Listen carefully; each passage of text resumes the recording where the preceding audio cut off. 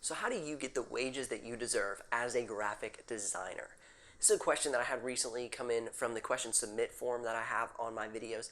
If you're curious about that, you can head down in the description below, submit a question on the question submit form, and I'll answer it here on the channel.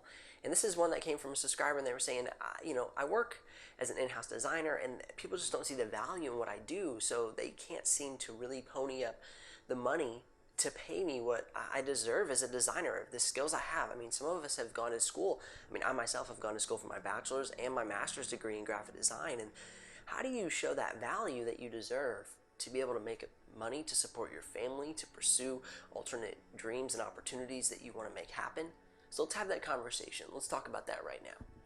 The first thing you have to remember is, what are you truly worth? Do you really deserve this amount that you're really seeking for? Or is it just the title and the idea of a graphic designer that you're banking on for them to show you the money that you want? Or are you truly bringing value to the table? So that's the first one, is, are you bringing enough value to the table to deserve what you're asking for? This is something that we find a lot of in the creative industry, is that people have this expectation that they have a title, but without the work to prove the value of what you're doing, you don't deserve that amount of money. So right now I work as a digital marketing manager overseeing graphic design, ad spend, web design, email marketing, and various other things that help businesses acquire new clients. And so I work with a team, and the team performs to peak levels. Truly, I don't see anybody on the team at this moment right now who is not pulling every weight and giving everything they have. Now, if I had a designer who was just kind of getting by, if he came to me and said, hey, in this next quarter, can I have a promotion? I've been here X amount of days, X amount of months, X amount of years. I really feel like I deserve promotion right now. I say, okay, well, what value have you brought more than what you were hired for? What have you shown us that exemplifies to me that you're pushing our company to greater levels? That's what deserves a greater income. That's what deserves the money that you deserve. So you really have to think about that when you're saying, okay, I deserve more money. Are you bringing more value? That's tip number 2, is that in this industry of graphic design, it's not an industry you can ever arrive at. It's an industry that you have to continue to push and innovate. You're going to have to fight your way to the top in a sense, because there's always going to be somebody who's trying to inch farther, who's trying to get better. And if you're not one of those people, then you're not going to bring the value and the innovation that companies are looking for. The big companies that are willing to pay a lot. So that's something you really have to always keep in mind. How can you train yourself to get better? Who can you collaborate with? What group can you join?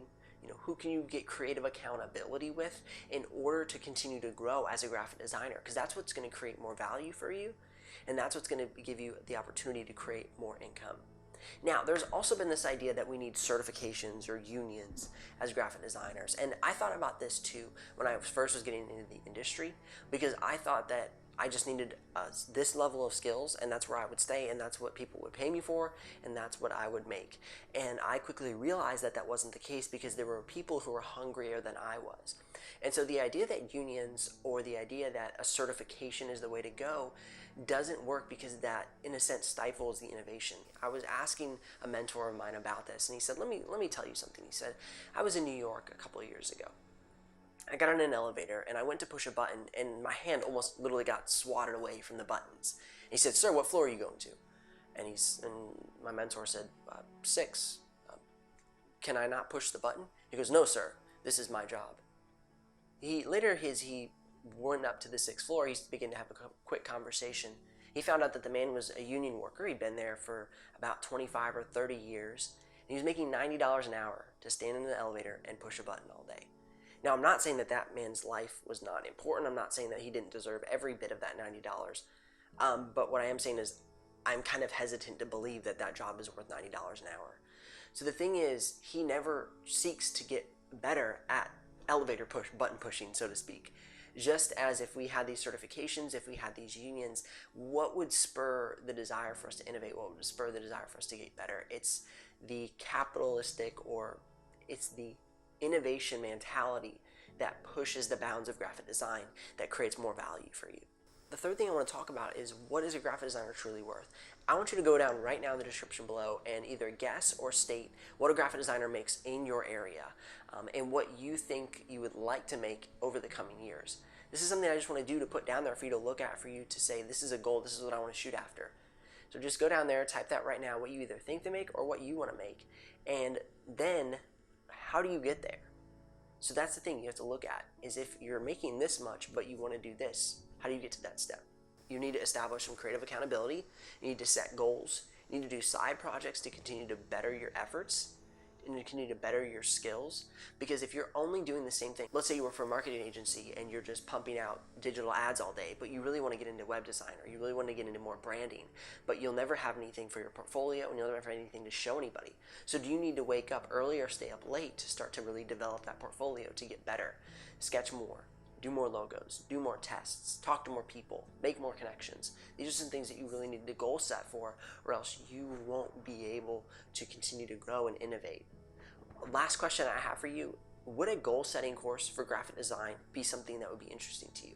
So I walk you through how I set up my goals and continue to grow as a designer, a digital marketer, and somebody who's creating some YouTube videos and things that I want to see grow in my life. If that's interesting to you, indicate it in below and we'll just talk about it. Let's have a conversation about that and really get some goal setting tips going. I hope this video has helped you. It's something that I really have thought about a lot for a long time and just want to make sure these thoughts are out there. A resource that you could really look into is the Design Education. It's by Stephen Heller, and he writes phenomenal work on graphic design, and through that it's a really good resource in order to understand graphic design and from an educational standpoint and what we need to continue to grow as graphic designers. I'm Benji Kaiser of BenjiKaiser.com. I thank you so much for tuning in to this episode, and I will see you here on the next one.